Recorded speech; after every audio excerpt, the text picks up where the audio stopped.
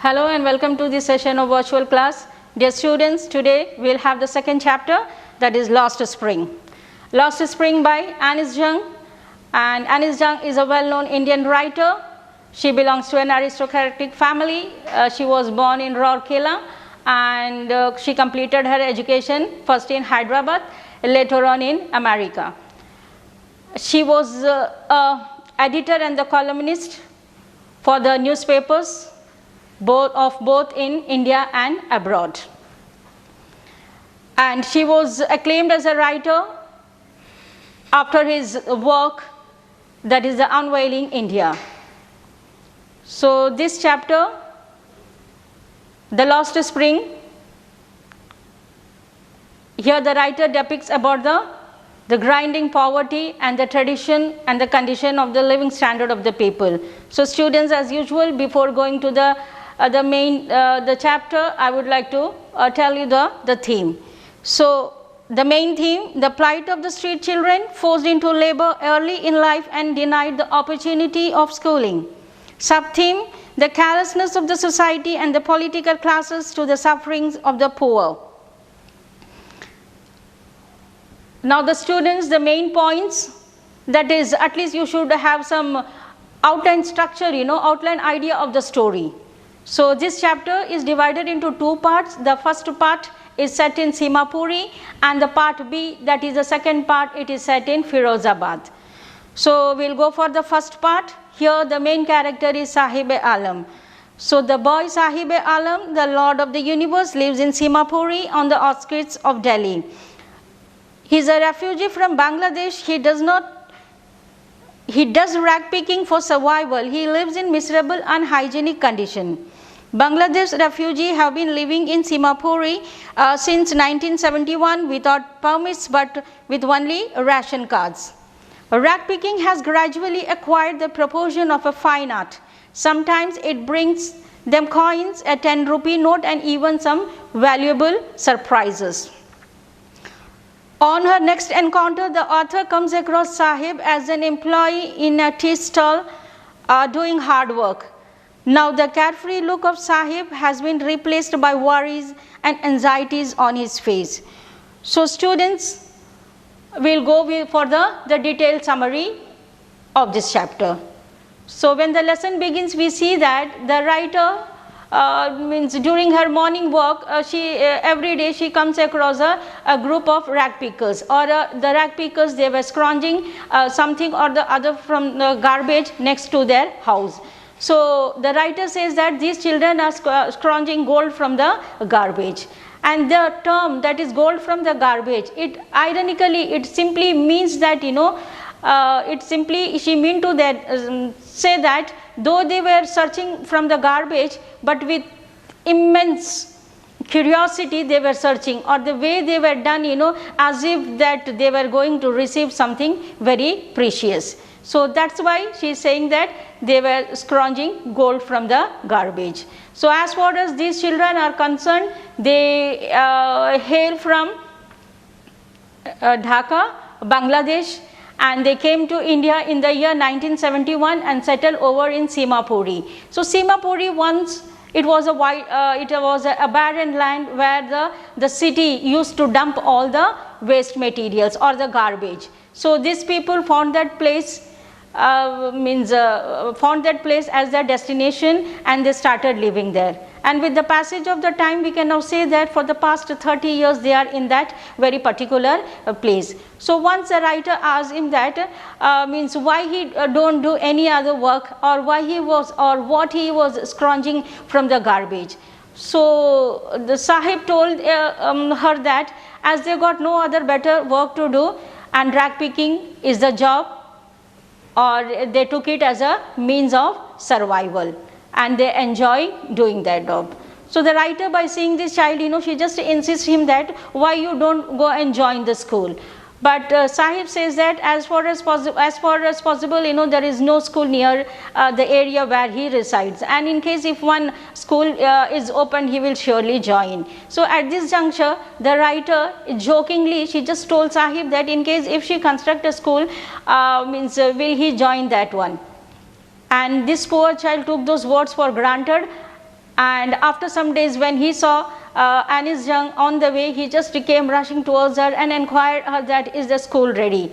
So at that time she felt very embarrassed, and meekly she just told the boy that yes, it takes a lot of time to build a school. And moreover, she understands that she simply said, or she said in a joking way, but this child took it for granted. And on the other hand, we see that Sahib was not at all hurt, because he knew that usually people used to make false promises, or they used to say about some stars of word, and they are never fulfilled.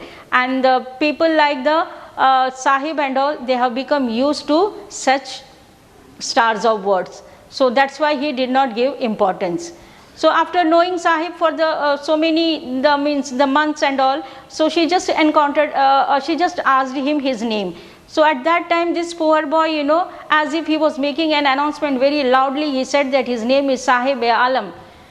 But the writer felt that this poor chap doesn't understand the meaning of his name, Sahib-e-Alam, which means the Lord of the universe. But here we see that he is a rag picker, moving around the street from morning till evening, searching something or the other from the garbage. And she also noticed that not only Sahib, a group of the barefoot soldiers were there, who were like the morning bird, they were seen in the morning scrounging something or the other in the garbage, and by the noon they disappear.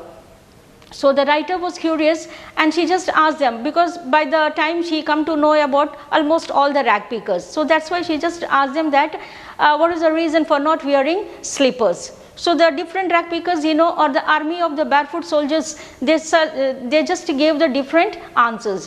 One of them told that as the chappal was on the shelf and his mother did not bring it down. The other said that even in case if your mother gives him the slipper, he won't wear it. And only one child expressed his desire that he wanted to have a pair of slipper for him. And finally, the third child gave the answer that even in case, it is not the lack of the money, it is because of the tradition, they remain barefoot. But what the writer feels is that as she is a social activist, she just want to portray the real life condition of the slum children. She analyzed the lifestyle, and she knew that the answers are simply a lame excuse to hide the never-ending poverty. So now in the chapter, the writer introduces a story. The story once told to her by a man from Udupi. So students, Udupi is a small town in Karnataka. So the story goes like that. This man, when he was a young boy, while going to school, on the way he came across a temple, and his father was a priest over there. Every day he used to stop in front of the temple and pray to God to bless him with a pair of shoes. And now the writer, after 30 years, when she visits there, it was totally a changed one. The place was empty. And now beside the temple, a house was there, and that was the house of the new priest. And in front of the house, one can see that different colored chairs were also, plastic chairs were scattered.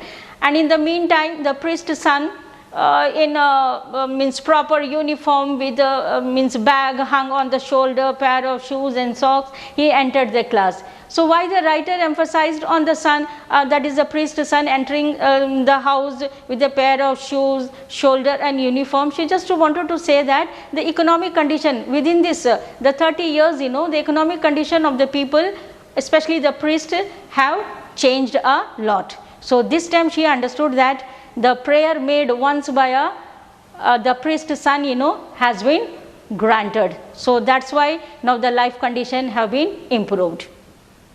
Next in the chapter we see about there is a shift in the scene to the Simapuri. So now the writer, she went to Simapuri, or the place where these slum dwellers lived. And though it is in the outskirts of Delhi, but it was far, far away from Delhi. In a sense that the moment the idea, or the moment we heard the metro cities and all, we just have in our vistas, we have the idea that yes, it is a very sophisticated life, hi-fi, the standard of living and all like that. But though it is in Delhi, but it is far away from all the luxuries of the life.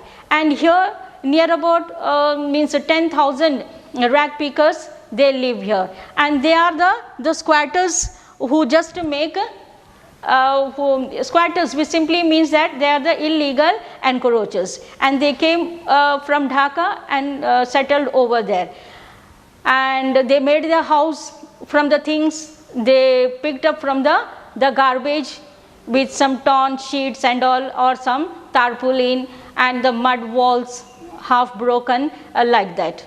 So the writer, when she went to that very particular place, she encountered a group of women, and she just asked them that why they are here in Simapuri, or why they left their hometown. So for that, simply that lady said that they are damn happy to live in that place which can fulfill their family's dream, or which can feed their bellies and have a peaceful sleep. So that's why they selected Simapuri, and in Simapuri their children also grow along with them, and with the passage of the time it has acquired an art form. And once again, the writer, after a few days, when she sees Sahib, this time she notices that he was in a very happy mood, in a very curiously, he was scrounging something or the other from the garbage. So when he saw the writer, he just told her that he even got some 1 rupee note, sometimes 10 rupee note, and even sometimes some silver coin and all. So that's why, there is always a eagerness. They don't take it as a burden. And in this chapter, the writer says that garbage has two different meaning for the two people. The first one, garbage, that is a rag picking for the children. It simply means it is wrapped with the wonder, and rag picking for the elders, it is the means of survival. So now, after a few days, once again she sees the Sahib in front of a fence, and where he was watching the youngsters playing tennis and all. He too desired to play with, enjoy the game, but his slum condition doesn't permit. And this time he was wearing a pair of shoes, and though the shoe had got some 1 or 2 holes, but what the writer says, that for children like Sahib, shoes with a hole is also a dream come true. That he was happy. And he further told the narrator that when nobody is there, the guard used to let him inside the gate, and where he enjoyed the swing. So now likewise the days passed, and once again finally the writer meets Sahib after a long break, and this time he was totally a changed person. We can say that Sahib has lost all the carefree look, and he was bit the depressed way also. But when he saw the narrator, he just came running towards her and told her that now he is working in a tea stall where he is getting 800 rupees per month and 3 times meal. But the writer asked him that whether he was happy in doing that job. So by the facial expressions he understood that he was not at all happy, because when as a rag picker he was his own master, but now he was supposed to work under somebody, that is the owner of the tea stall. And previously the bag which he used to carry all the garbage and all, it was very light in weight, but now the steel canister was very heavy, and that's why now he says that he has lost the carefree look and he is no more his own master. So students, this was the first part, and now we will move to the second part, that is about the story of one more slum dweller, and his name is Mukesh. First, as usual, I'll just like to brush up you with the main the ideas. Mukesh, living in Firozabad, employed in the family of business of making bangles, is ambitious to become a motor mechanic. His grandmother considered bangle making to be God-given lineage owing to their caste and tradition. Savita, also engaged in bangle making, does not understand the importance of bangles in Indian society. Those engaged in bangle making lose their eyesight owing to glass dust. Their working conditions are very tough. They are ill-treated, ill-fed and ill-brought up for the want of money. They fail to organize themselves into cooperatives, as they are in the trap of the vicious circle of middlemen, sahukar, policemen and the politicians. Their family tradition and the vicious circle keep them in perpetual trap. Mukesh dreams big, but the lack of resources such as money, education, etc. put a check on his dream. Will he able to pursue his dream? This remains a question mark, and we will only get the answer after studying the second part. So students, here goes the second part. The second part is set amidst the Firozabad city, and as you know that Firozabad is one of the India's the famous glass blowing industry, where every other family is engaged in the job of making bangle, and one such family is Mukesh. But Mukesh's attitude towards life is totally different. He just want to become a motor mechanic. So the writer asked him that, as you want to become a motor mechanic, do you know how to drive a car? But very confidently he gave the answer that yes, one day he will learn to drive a car. The writer, she sees that his dream is like a mirage, it is a far reaching, but he was confident. His confidence level was very high. So in the glass blowing industry, almost all the families are employed in the job, whether they are children, youngsters or the elderly people. But what the writer feels is that these poor people, they doesn't know that it is unlawful to employ the children in the hazardous industry like glass blowing. And in case if law is enforced on them, near about 20,000 children will be rescued. But on the other side, for them it is their means of survival.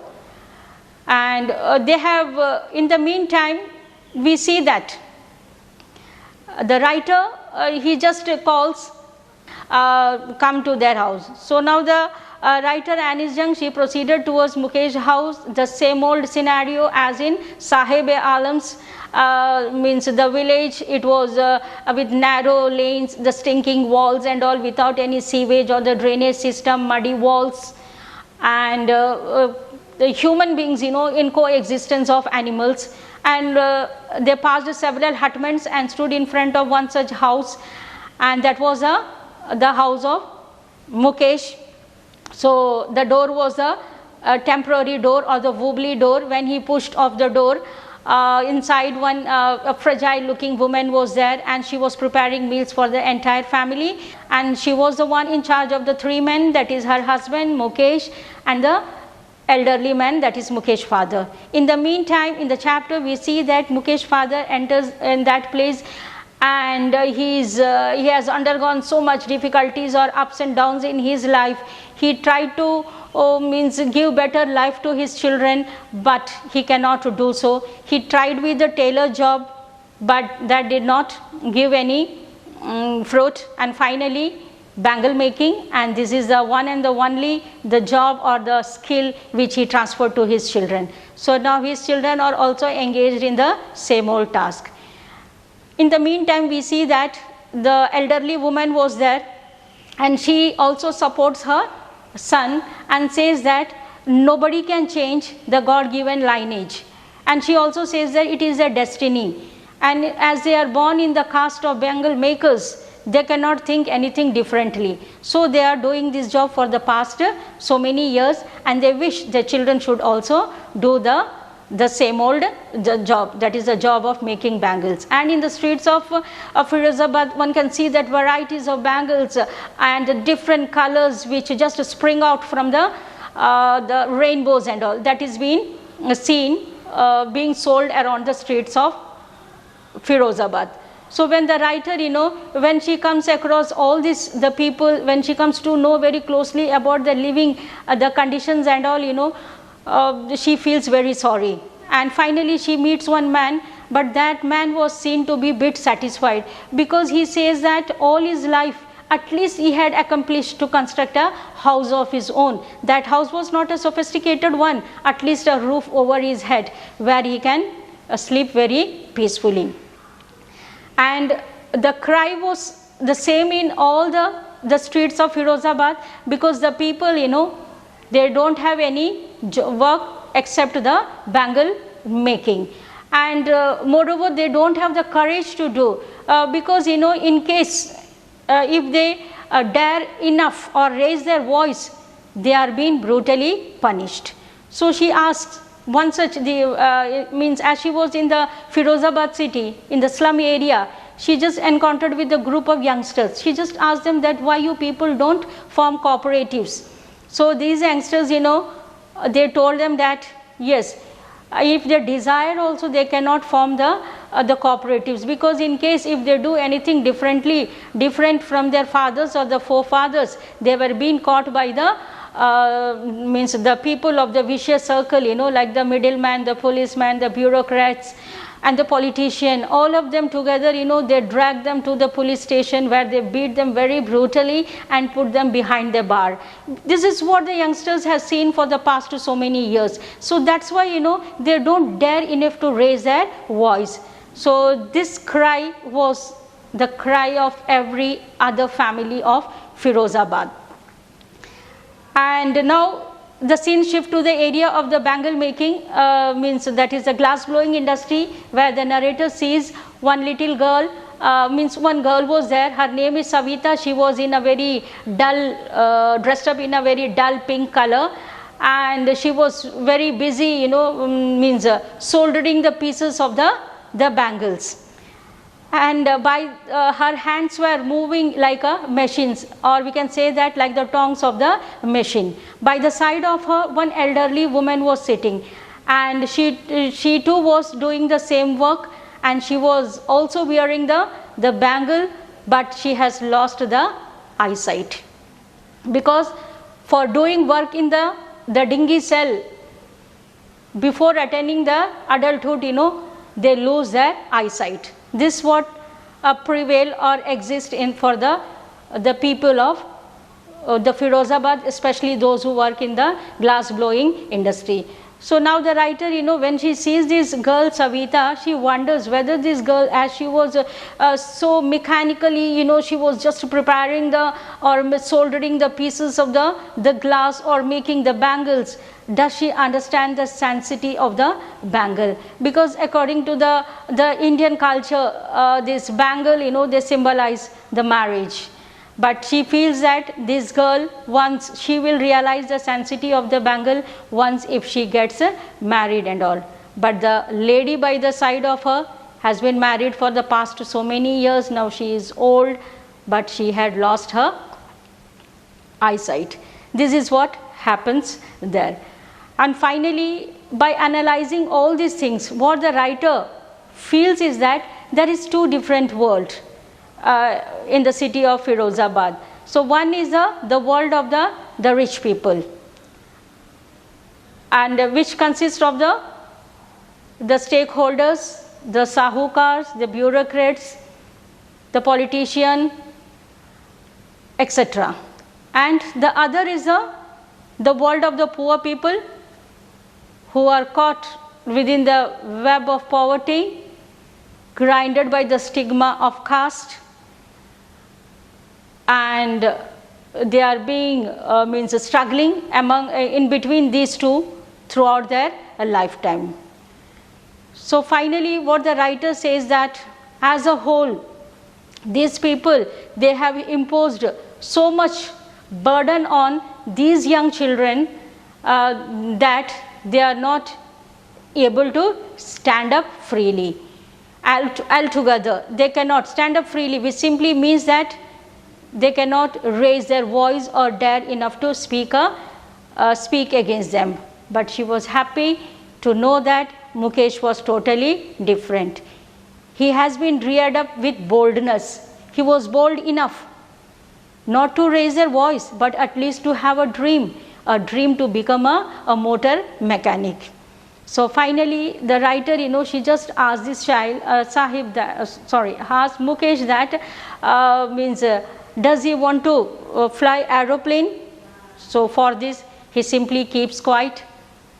That means he doesn't give any importance to that one. This is only because from his childhood, he was there in Firozabad, and in the city of the Firozabad, he has seen only the cars moving around in the street. So he never ever dream anything, which is beyond his reach. That's all, students. The second part, I hope you might have understood both the part. The first one about the Sahib-e-Alam and the second one about Mukesh, but both have the the same living condition, the slum area, grinding poverty. But the difference between Sahib and Mukesh is that Sahib accepted as the things came on his way, and he accepted the job that is working in a tea stall. But Mukesh's attitude towards life is different. He is bold enough, ambitious, and one day he wanted to become a motor mechanic. So that's all in today's chapter, students. And some issues that has been raised in this chapter. So if you just have a look, these issues are being now screened. So if you look at these issues, the first one about the child labor, and about the child labor, that is from that the Mukesh part, exploitation in the name of tradition, corruption by those who in power and position. So students, all these topics can be for your long compositions. So you just give importance to these issues raised and all, and try to write an article on these topics. Thank you.